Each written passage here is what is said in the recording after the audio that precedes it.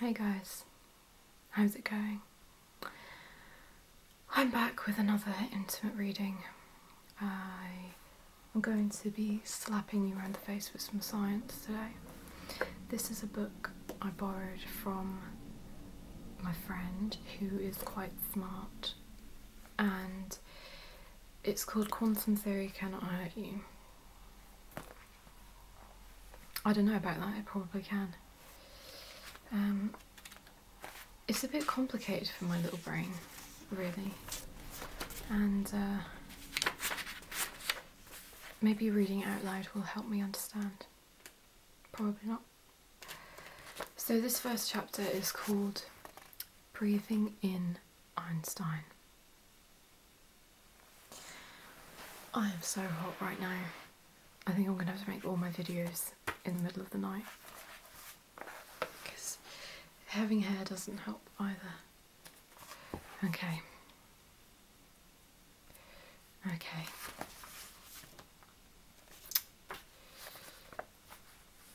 How we discovered that everything is made of atoms, and the atoms are mostly empty space.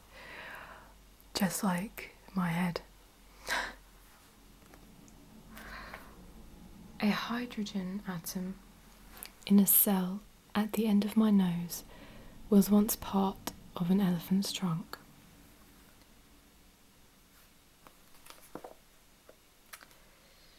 Crazy. Okay. We never had any intention of using the weapon, but they were such a terribly troublesome race. They insisted on seeing us as the enemy, despite all our efforts at a reassurance. When they fired their entire nuclear stockpile at our ship, orbiting high above their blue planet, our patience simply ran out. It's really dark.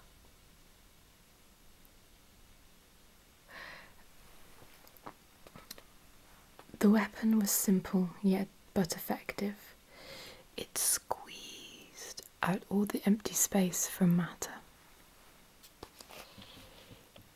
As the commander of our Syrian expedition examined the shimmering metallic cube, barely 1 centimetre across, he shook his primary head despairingly. Hard to believe that this was all that was left of the human race.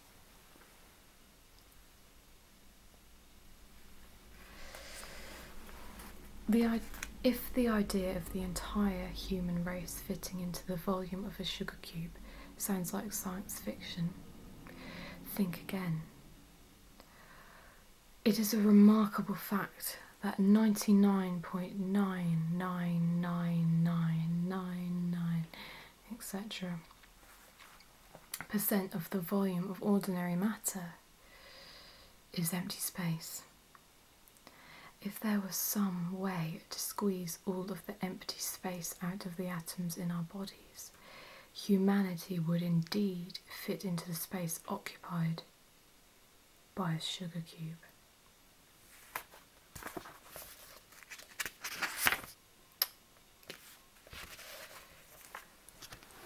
The appalling emptiness of atoms is only one of the extraordinary characteristics of the building blocks of matter.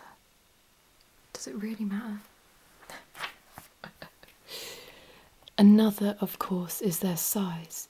It would take 10 million atoms laid end to end to span the width of a single full stop on this page. Which raises the question, that's quite small by the way, how did we ever discover that everything is made of atoms in the first place? The idea that everything is made of atoms was actually first suggested by the Greek philosopher Democritus in about 440 BC, before Christ.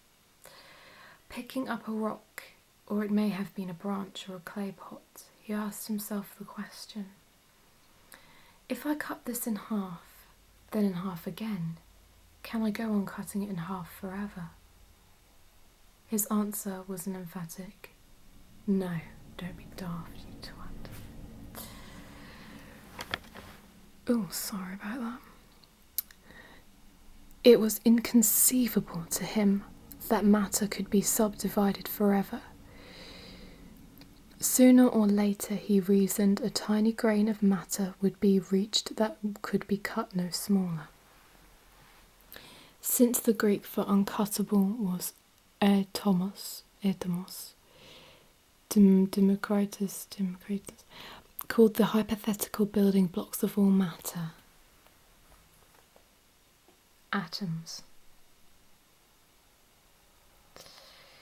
Since atoms were too small to be seen with the senses, finding evidence for them was always going to be difficult. Nevertheless, a way was found by the 18th century Swiss mathematician Daniel Bernoulli. Bernoulli realized that although atoms were impossible to observe directly, it might still be possible to observe them indirectly. In particular, he reasoned that if a large enough number of atoms acted together, they might have a big enough effect to be obvious in the everyday world.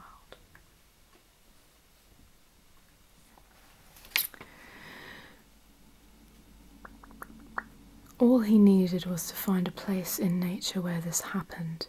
He found one in a gas. Bernoulli imagined a gas like air or steam as a collection of billions upon billions of atoms in perpetual frenzied motion, like a swarm of angry bees. Bzzz. This vivid picture immediately suggested an explanation for the pressure of a gas, which kept a balloon inflated or pushed against the piston of a steam engine. When confined in any container, the atoms of a gas would drum relentlessly on the walls like hailstones on a tin roof. Their combined effect would be to create a jittery force that, to our coarse senses, would seem like a constant force pushing back the walls. But Bernoulli's microscopic explanation of pressure provided more than a convenient mental picture of what was going on in a gas. Crucially, it led to a specific prediction. If a gas was squeezed into half of its original volume, that's 50%.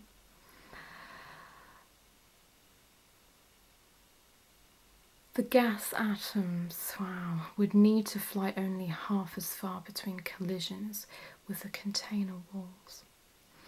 They would therefore collide twice as frequently with those walls, doubling the pressure. And if the gas was squeezed into a third of its volume, the atoms would collide 3 times as frequently, trebling the pressure. And so on.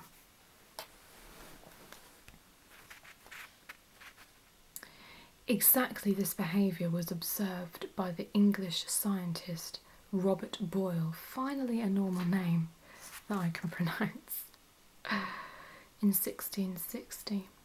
It confirmed Bernoulli's picture of a gas, and since Bernoulli's picture was of tiny grain-like atoms flying hither and thither through empty space, it bolstered the case for the existence of atoms. Hither and thither.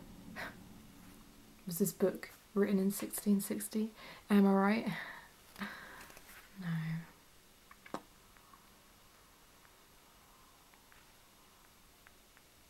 I've lost it.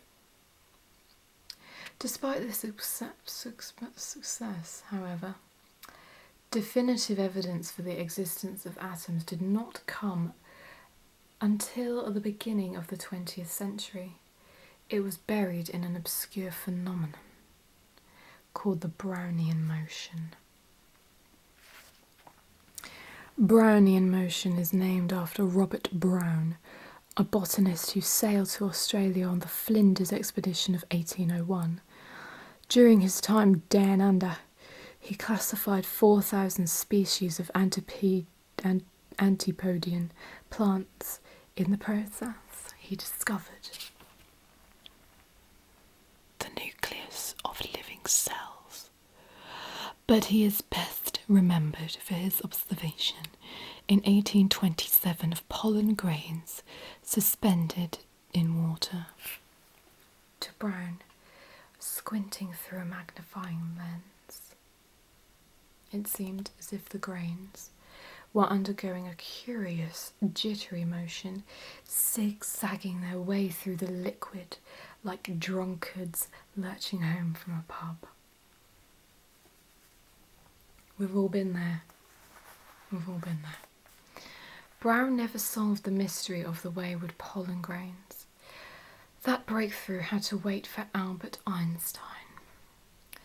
Aged 26 and in the midst of the greatest explosion of creativity in the history of science, in his miraculous year of 1905, not only did Einstein overthrow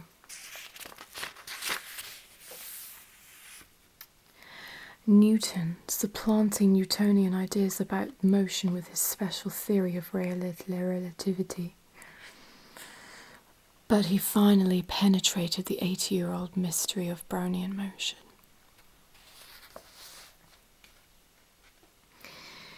It would be a whole different story if we cut off mystery of Brownian motion of that sentence, would it not?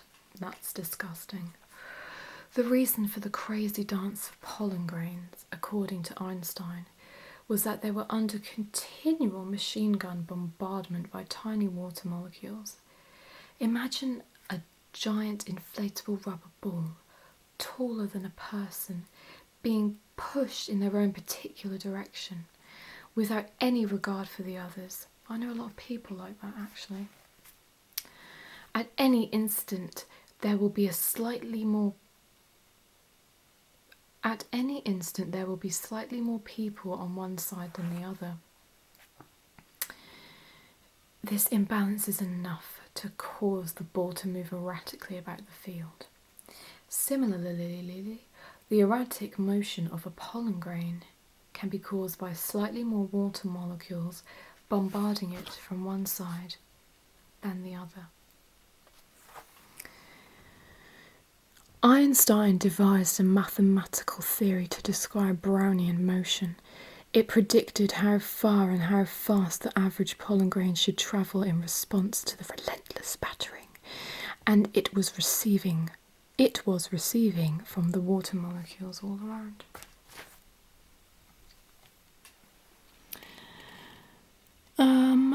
Everything hinged on the size of the water molecules. Since the bigger they were, the bigger would be the bloody hell. Since the bigger they were, the bigger would be the imbalance of forces on the pollen grain, and the more exaggerated its consequent Brownian motion.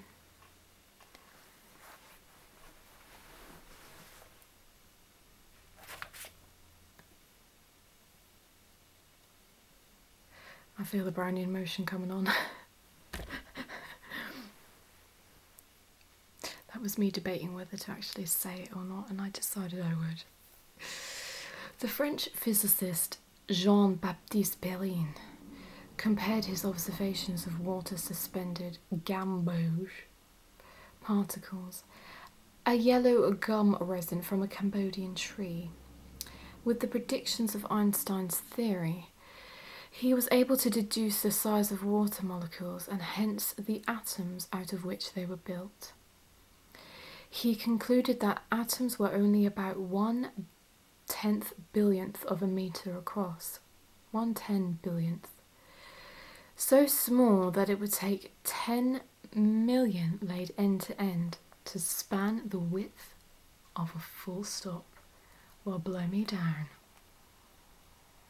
Atoms were so small, in fact, that if the billions upon billions of them in a single breath were spread evenly throughout Earth's atmosphere, every breath size volume of the atmosphere would end up containing several of those atoms. Put another way, every breath you take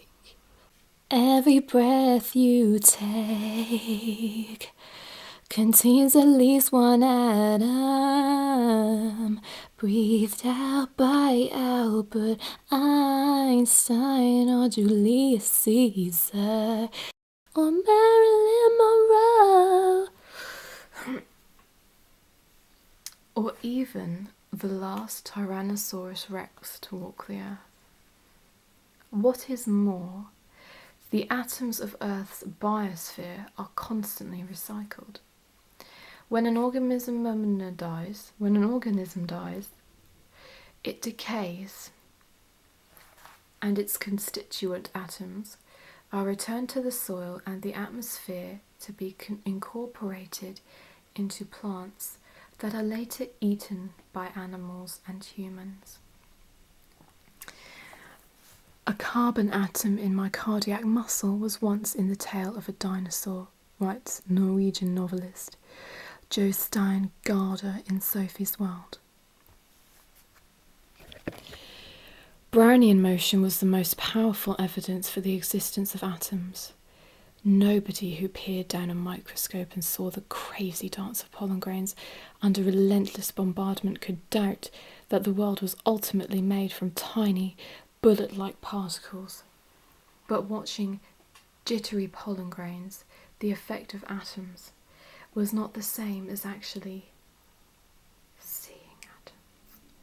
This had to wait until 1980 and the invention of a remarkable device called the Scanning Tunneling Microscope, STM. The idea behind the STM, as it became known, was very simple. A blind person can see someone's face by simply running a finger over it and building up a picture in their mind. The STM works in a similar way. The difference is that the finger is a finger of metal, a tiny stylus reminiscent of an old-fashioned gramophone needle. By dragging the needle across the surface of a material and feeding its up and down motion into a computer, it is possible to build up a detailed picture of the undulations of the atomic terrain. Okay, let's stop there. I rather hope you enjoyed my science lesson for you. I have 2 minutes left.